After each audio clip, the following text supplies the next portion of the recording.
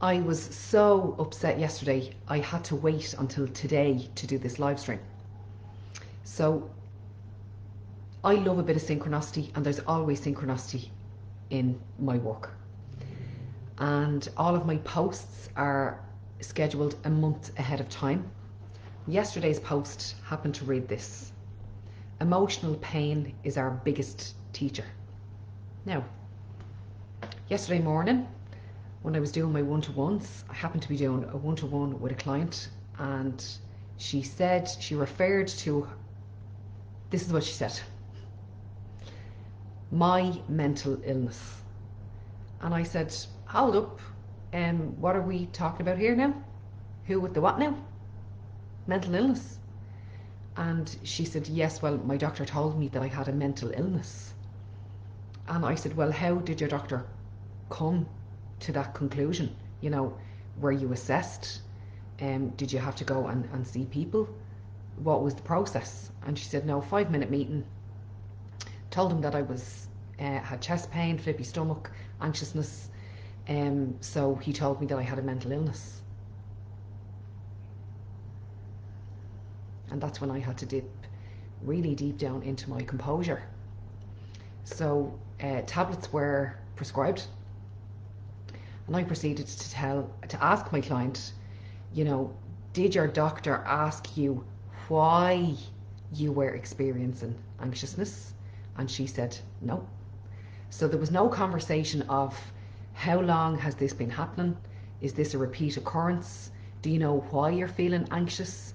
Tell me about yada yada yada. What is your self-care? How is your career going? How's family life?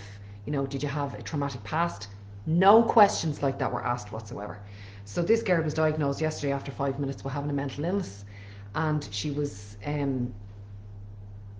really feeling bad about herself that she has now a mental illness, and she referred to this as my mental illness. So I'm not a medical doctor. I don't claim to be a medical doctor. However, I do happen to have a lot of experience in this area personally, and with the thousands of people that have done this work with me. So what I want to say to you is this girl's body was working really, really well, and I shared with her that I experienced anxiousness on Sunday night, and I told her why I was experiencing anxiousness. Okay, this girl's body's working really, really well, because anxiousness is an alarm clock to let you know that something that you're doing or an experience that you had is not sitting very well with you, and you need to give that the attention that it deserves for you to be able to process that correctly.